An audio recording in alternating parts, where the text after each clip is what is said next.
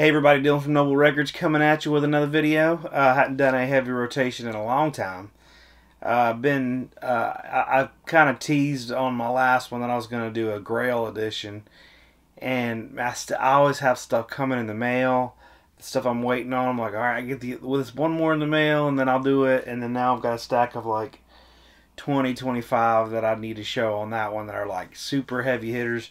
October was a crazy month for Grails. I got a ton, but also sold a lot of records. So I've been kind of trying to recalibrate the way I collect a little bit, and I'll talk about that a little bit in the course of this video as I get through it. But just kind of my mindset on collecting has really changed this month, just with some of the things I've sold and some of the things I've bought. So that's kind of how it goes. We evolve as collectors like anything else. But I'll just get through the records I've been kind of listening to. These are just some of them. It's been like 2 or 3 weeks since I've done one, so a lot has come and gone since then. But yesterday we had Dom over.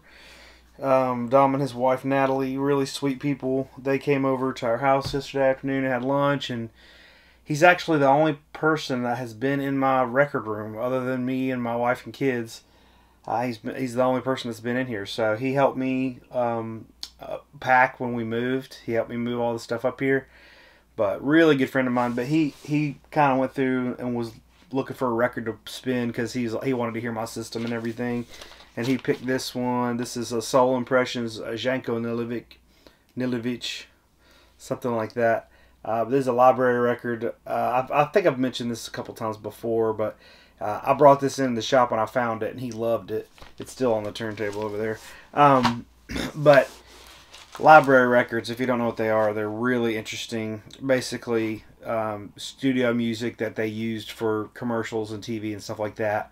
They never got released to the public. It was just for like programming and stuff. But Janko Nilovic is like he's one of the most prominent composers of library music. He's still doing it. Brilliant man. But anyways, that one's a funky one, and it's great. And this might be my favorite library record because most library records have a real generic plain cover. It has the best cover. Well, one of the best covers of library records, and it is just straight up funky. So I love it. I think you could probably stream that. I'm not 100% sure. Got a couple upgrade copies of things. This one I was going to put in my Grail video, but I've got too much going on there anyways. This is Flower Traveling Band Satori with the Obi strip. I've had a copy of this forever without the Obi strip. They're so hard to find with one. For whatever reason, early 70s hard rock stuff, when you get the Japanese pressings, the Obi's almost always gone. You know, the first Japanese press I ever had, I was like 15, 16. I bought a Japanese press of Piper at the Gates of Dawn out of the back of somebody's truck at an Allman Brothers concert. And I got it home and I was like, what's this weird thing on the side? And I almost threw it away because I thought it was weird. And it's covering up part of the artwork.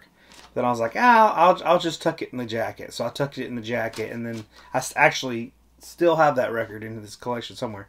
One of the very few I've kept all these years. But anyways, I think that's why some people throw the Obi away. But if you don't know this Flower Traveling Band, just incredible Japanese hard rock, early 70s.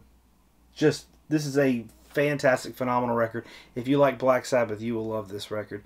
But I've been looking for one with the Obi strip forever, so I finally got one. So I'll be selling my copy in the shop.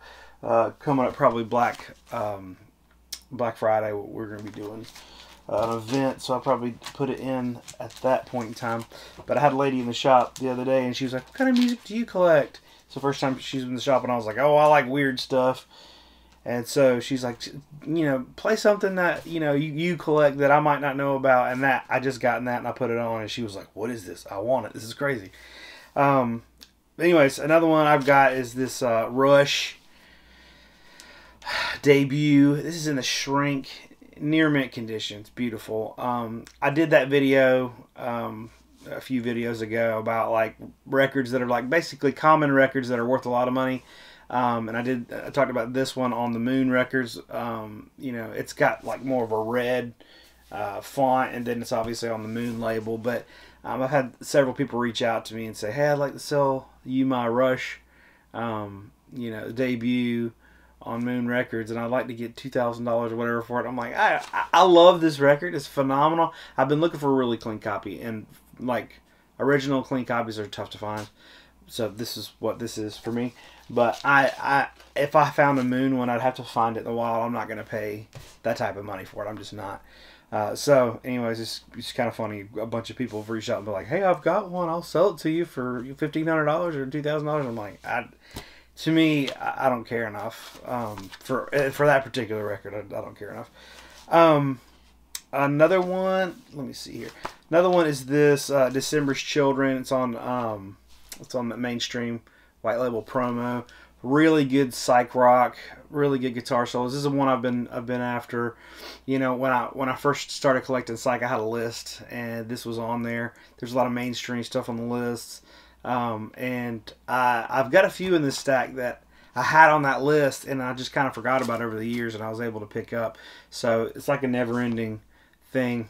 Records you look for and you come back to and all that stuff. But this is really incredible psychedelic rock. It's not too terribly expensive. It's probably like $100 record, but December's Children, fantastic stuff. I'm gonna save this one for later. This is one I got from a friend a couple months ago, and I've got a stack. I've got like maybe 150 records I got from a friend that are really good records that I've been meaning to listen to. And so as I listen to them, I incorporate them in my heavy rotations videos. But this is one that I haven't spent a ton of time with over the years. This is Mc5 High Time. This is a promo copy, and it's a beautiful, beautiful copy. I've been wanting it. It's the only Mc5 record I didn't have. I just kind of been looking to get one out in the wild. I don't know. Mc5 stuff comes around. You know, in this stage in life, if I buy something online, it's got to be something that's like unfindable, because otherwise I just find it. Like otherwise it'll come when it comes.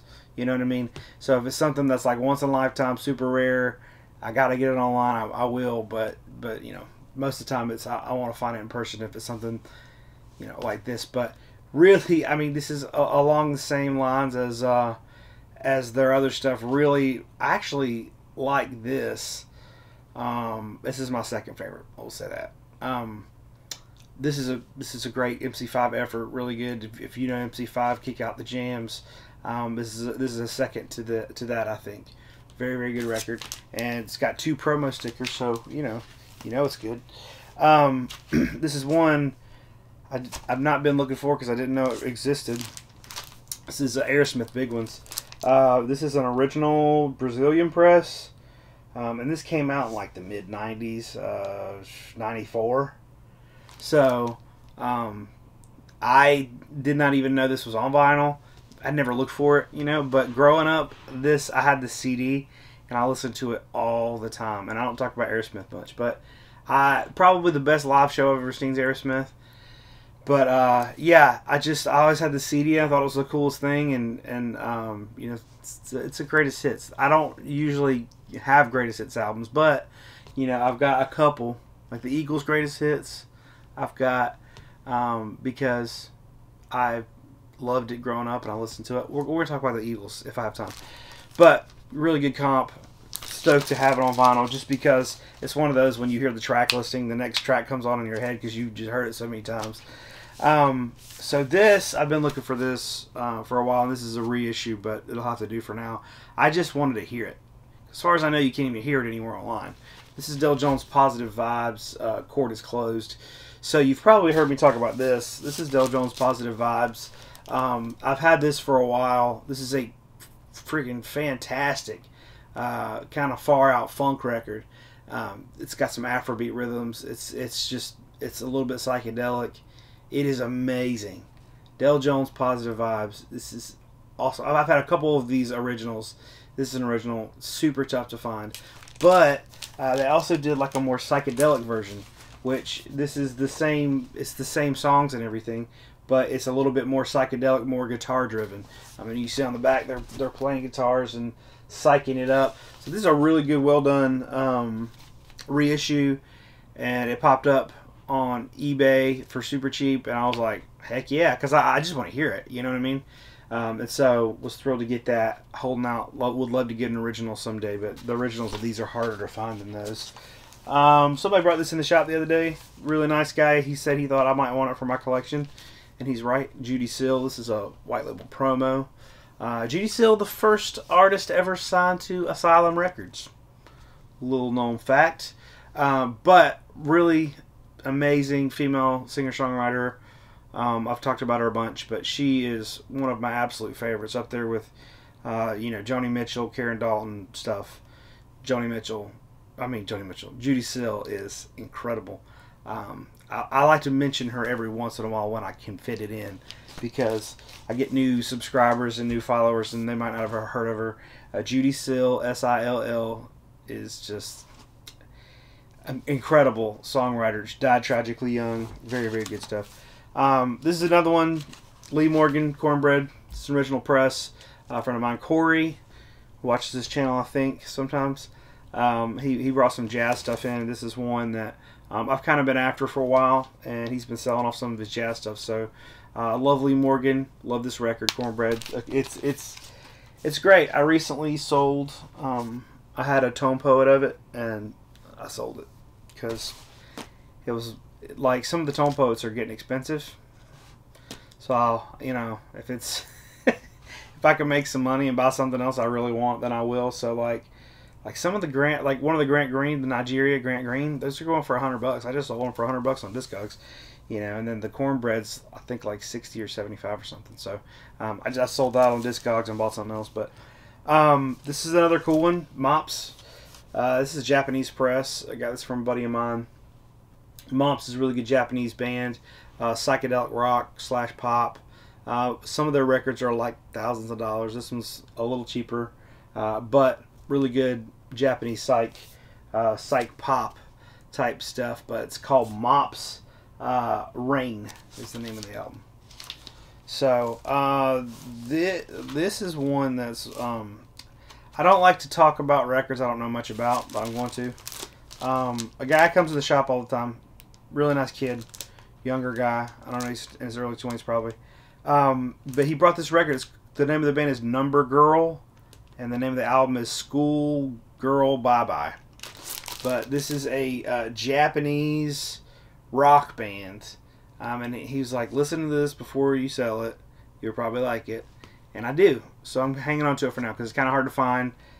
This is an original 1999 press of this. But they sound like a Japanese Dinosaur Jr. Really cool record. I need to bring this in and let Jeremy listen to it because he's a huge Dino Jr. fan. But really cool record. I'm going to keep it for a while. But the name of the band is Number Girl. Schoolgirl Bye Bye. Don't know anything about it. But I listened to it and really liked it, so I thought I would mention it. Alright, do I have the rest of these here that I want to talk about? This one story. So, the other day, I don't think I've talked about this yet. But the other day I was at the shop, and it was a Saturday, and this guy he calls, he's like, hey, my mom's like trying to throw away her old records. Do you want us to bring them by there, see if you want them, or whatever? And I'm like, yeah, don't throw them away, bring them by the shop. And so I was like, even if they're bad, I'll do something with them. You know what I mean? Sometimes people just drop off like records that are big band or brass or something. I can give them away or something. I just don't want to throw them in the trash. I know some of you may disagree with that, but I don't like throwing records in the trash, and I don't do it much. So anyways, they came up and kind of opened the back of their car, and they had like 300 or 400 soul and funk records, and I was like, yeah, I'm glad you didn't throw these in the trash. And so most of them were pretty common, middle of the road stuff, like Rick James and Marvin Gaye and stuff like that. Not any like real heavy stuff, just like regular $5 records, whatever. And a lot of them were kind of in rough shape. So, but it was still enough to where I can throw them in the dollar bin or something. I mean, And so I was going through, and then I pulled this record out, and I was like, this is Baby Huey, the living legend. Incredible funk record. Actually, I already have one, so I'm gonna put this one's a nicer one than I had. Actually, this is a nicer copy. It's got somebody wrote their name on it right here, but other than that, it's a pretty decent copy, pretty clean. But yeah, it's an incredible funk record. Was so stoked to have it. I have been looking for one for years and years and years, and finally, like maybe 6 or 8 months ago, I found one. But I was just kind of in rough shape, so I was glad to upgrade it and get this. So I saw that in there, I was like, yeah. And then so that was in there, and then this Siamandi, I don't know if that's how you say it, but I had a reissue of this. So this is second time around. Just incredible Afro funk, I guess you'd call it, Afro funk rock band. Very funky at the same time. Has some psychedelic like guitar leanings and stuff to it. Very, very, very good. Some Afrobeat rhythms.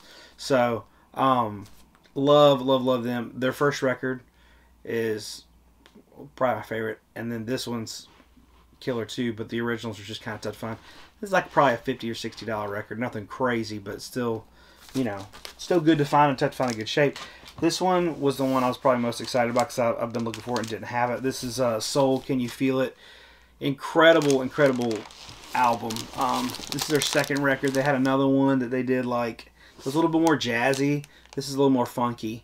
And it's just one of those funk records that if you collect funk, this is a staple. You got to have it. So, and absolutely love this record. Thrilled to have it. Saw that in there. I was so excited. Those are the only 3 I kept. The rest of them I'll be putting out. I haven't put them out yet, but I'm working on getting through those.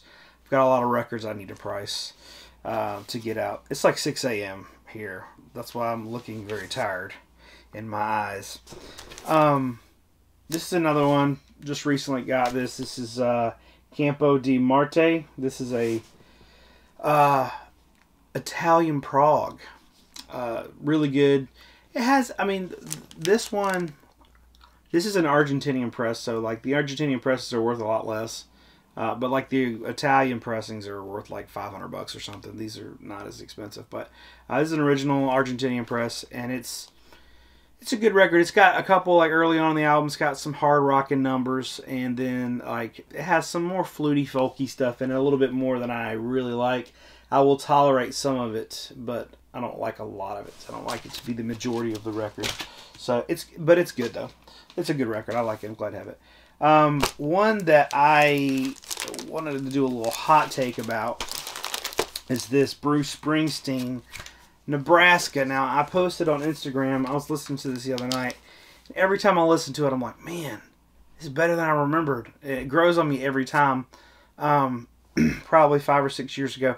I'm not a big Bruce Springsteen fan. I respect him greatly, but I'm not huge on Springsteen. You know, it's just, I just don't, it doesn't grab me. You know what I mean? Whatever. But it's good. I like the songs when they come on the radio or whatever, but I wouldn't go out of my way, and this is the only Springsteen album I own. But a few years ago, somebody was like, if you haven't heard Nebraska, you need to listen to Nebraska. It's different. And I'm like, okay, whatever. And then like somebody else told me like, you got to hear Nebraska. If you've not heard it, it's different. You got to hear it. So I'm like, all right, whatever. And I got a copy. You know, they come in every once in a while, and I bought some collection and I got one, and put it on, and I was like, man, this is great. It's a more singer-songwritery, more acoustic, just laid back. And I know a couple of his other records are like that too, but this one I've not heard everything that Bruce Springsteen's done, to be fair, but this is my favorite that I've heard. You know, so I probably need to inundate myself with some Springsteen. But this is an original, super clean promo. I've had this for maybe 6 months or so. This is a great record. So if you've not heard this and you're like, Born in the USA, heard it a billion times, whatever, it's different. Okay, listen to this, really good stuff. And don't let me forget. Remind me, we're gonna talk about the Eagles. Ry Cooder is a good friend. Comes in the shop all the time. He had bought or been given some records, and he's like, I just feel like you're the guy for this, and he brought it to me and gave it to me as a gift. Super nice. This is Ry Cooder Radio Show, live performances never before recorded, plus tracks from his newest reprise LP, Boomer Story. This is a promotional, white label promo. Like, he recorded this, I think, for some radio show. You know, and they're very, very, like, acoustic bluesy stuff, but with Ry Cooder. It's very cool. Kind of a rare record, not necessarily worth a ton, but it's just kind of it's a rare one if you're a Ry Cooder fan. I didn't even know it existed. Love Ry Cooder. Incredible player. But really great to add this to my collection. He brought that to me probably a year ago, and I just now brought it home and listened to it. Really good stuff. Let's see that. This is really cool. I've been looking for this bootleg forever, since I started collecting Zeppelin bootlegs. This is one of the only ones. I don't have many Zeppelin bootlegs I need, because I've got like 100. So I don't need a lot of them. But this is one I've been wanting for the sentimental value. This is Led Zeppelin Greensboro 1975. This is limited edition. It's numbered. There's only 300 copies. This is number 107. There's a couple of different variations of the cover on this, and this is not a very good recording. It's audience. But the reason I wanted it, because usually audience recordings, I'm like, whatever. You know, I don't need it. But this one, my dad was actually at the show. Greensboro, 1975. My dad is a cowboy. He is not known for his rock fandom. He hated when I played rock when I grew up, but him and his friends would go to concerts when they come through town, and he's seen like a handful of really good, concerts I'd like to be at, and he has told me he was at this concert, and so I always look for it, and then finally found it and sent him a picture of it, and he's like, cool. He's like, whatever. It's just cool that he was there. It's a tie between Led Zeppelin and my dad, and no, that tie doesn't even make sense, but he was there, and that's cool. So anyways, kind of a cool thing. We'll talk about this. Recently came out a couple weeks ago. This is the Pink Floyd Momentary Lapse of Reason remix, 45 RPM, audio file, whatever. I don't know. I don't know what qualifies something to be audiophile. You just say it and it is, whatever. I don't know. I don't know if there's a certain set of parameters you have to abide by to be considered audiophile. Like, organic farmers have to follow certain sort of, guidelines to be considered organic. I don't know if it's the same with audiophile. It's a little, yeah. So this is great. This sounds phenomenal. Super stoked I picked one up. They're widely available. I have a bunch in the shop. Really cool. If you don't have that, it's a nice little addition. And then this David Ramirez Backslider. Finally got copies of this in the shop. It's no secret I'm a huge mega David Ramirez fan. Had him on my podcast. Yes, I have a podcast. I'm thinking about starting to back up. I've said that a bunch and I've not done it, but I'm thinking about it. It's on my mind. But I interviewed him for my podcast. Really, really nice guy. But, I've talked to a bunch of people about him. I think he's one of the best, if not the best, songwriters walking the face of the planet right now. He rivals Jason Isbell. He's good. I mean, this guy is phenomenal. So he started doing music when he was a teenager, leading worship at his church. And then he kind of went on to do some different things. So these are hymns. So, be thou my vision, it is well with my soul, because he lives, come thou fount, how deep the Father's love, I surrender all, wonderful Savior. Anyways, all that stuff they're hymns that he remembered from growing up in church and things like that, which, to me, I have the same, story, so it resonates with me, plus he has, like, different renditions of them. He just does them a little different.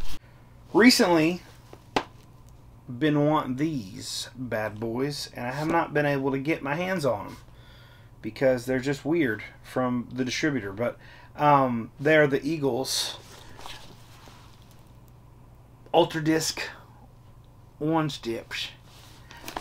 So when I'm ordering from my distributor, sometimes you get stuff, sometimes you don't. There's no guarantee. And with the Ultra Disc One Steps, sometimes you get them, sometimes you don't. And I ordered like a lot because I knew this was going to be a big one that people were going to be wanting. And a friend of mine wanted me to order some. And every time I tell people, like, hey, sometimes I get them, sometimes I don't. Better to order from their website because I get them for like $10 cheaper than you can, So, anyways, all that to say, I didn't think I was getting these. And then, good friend Billy Hurst over at Riverbend Records, he got like a ton of them somehow. There's some sort of, glitch in the matrix.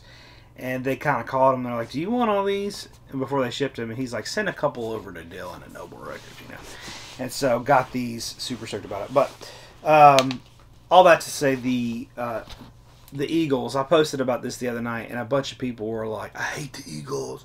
The Eagles suck. And I'm like, what are you talking? I've heard people have Eagles hate, you know.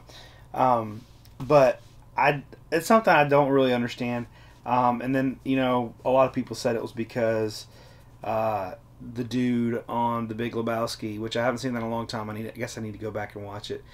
He has the famous line that he hates the Eagles or whatever. And so a lot of people adopt that and say they hate the Eagles, which is a freaking stupid reason to hate the Eagles, to be honest, because you're depriving yourself from great music. I grew up listening to the Eagles, so I appreciate them and I like them. But, I mean, their first few records are incredible. The chemistry between them, the songwriting is unreal. And I just don't understand. I don't understand why you wouldn't like the Eagles. Well, let me say it this way. It's not that I don't understand how you wouldn't like the Eagles. I understand that people don't like things. I get that. And if you don't like the Eagles, there's nothing wrong with you. That's fine. But to hate them, they were awesome. I mean, like, there's so many people that I respect them and their songwriting ability, just not for me, right? But the Eagles, man, not only do I love them, they're incredible songwriters. And you should, I imagine there's people, you know, scared to say, you know what? I like the Eagles. Leave the Eagles alone. But anyways, needless to say, their first is an incredible record. I listened to this the other night, and it was like, man, these Ultra Disco on Steps are incredible. And then this one I haven't listened to yet. I haven't cracked the seal on, but I'm going to very soon. It has to be with my Ultra Disco on Steps. I kind of have a ritual, you know. I sit down with a cup of coffee when the kids are asleep, and I have, you know, time to myself, and I can really sit and take it in.